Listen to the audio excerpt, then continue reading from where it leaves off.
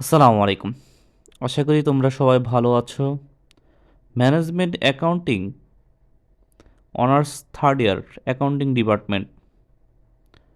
আচ্ছা, আমাদের আজকে এই মূলধন যে বাজেটিং আছে এটার চতুর্থ নম্বর ক্লাস। কি বলছে? Initial cost of A project is টাকা ৮০,০০০ টাকা, তাই তো?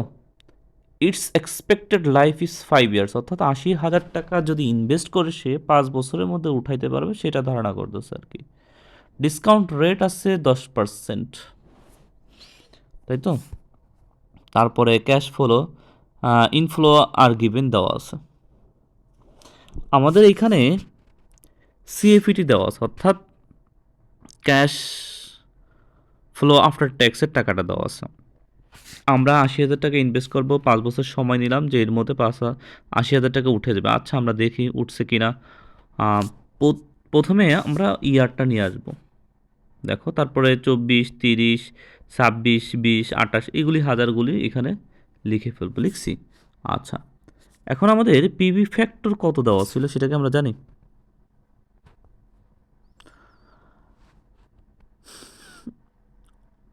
বলা আছে এখানে, এখানে একটু অন্যরকম আমরা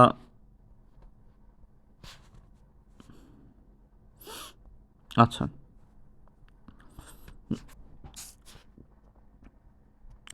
আমাদের এখানে ডিসকাউন্ট রেট দেওয়া আছে, তাই তো?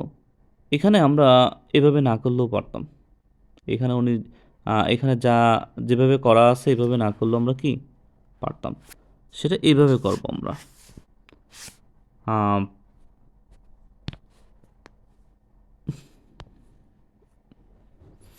সেটা হলো,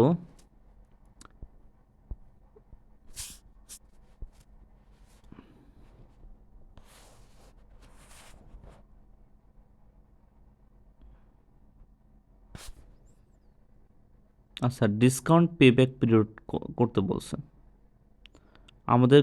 কি করতে বলছে? Discount payback period. আচ্ছা,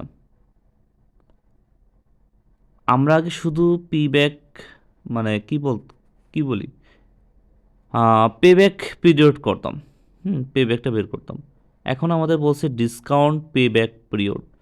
এই ক্ষেত্রে আচ্ছা, আমরা আগে কি করেছি?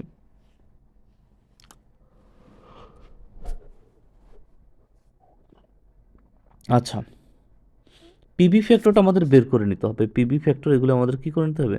বের করে নিতে হবে। বের করে একটা সূত্র আছে। তবে আমাদের এই অঙ্কটা এইভাবে করা উচিত ছিল। প্রথমে CF plus CF plus CF plus CF, এরকম। আর নিচে ছিল 1 প্লাস আই, 1 প্লাস কি আই। এভাবে আমাদের করা উচিত ছিল। আমরা একটু আগে যে আমরা অঙ্কগুলি করেছি ঠিক এইভাবে, কিন্তু এই বইয়ে এইভাবে করে নাই। আমরা ঠিক ওইভাবে বের করে আমরা কি করব? এই সি ডট সিএফটি বের করে ফেলবো।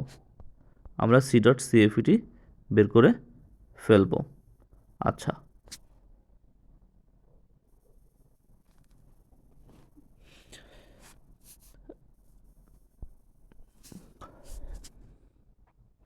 আমাদের পেব্যাক পিরিয়ডের সূত্র কি? এ প্লাস এনসিও মাইনাস সিডি। এর মান তো বের করবো কীভাবে? এনসিওর মান কত?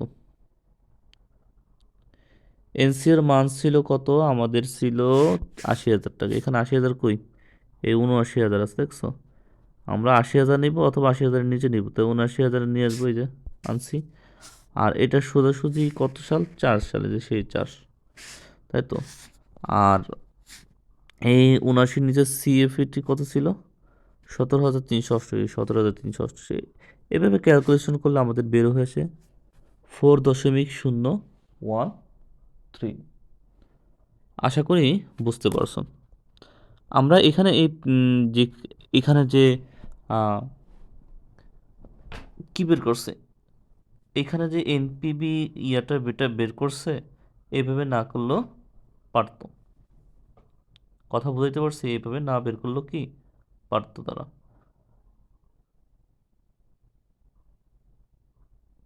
অর্থাৎ পিবি ফ্যাক্টরটা আমরা অন্যভাবে বের করে নিতে পারতাম। এইভাবে এইখানে ওইভাবে দেওয়া হয়নি, বইটা এইভাবে দেয়নি। আমরা কিভাবে বের করছি, আচ্ছা আমরা পরবর্তী ক্লাসে দেখাই দিব আবার।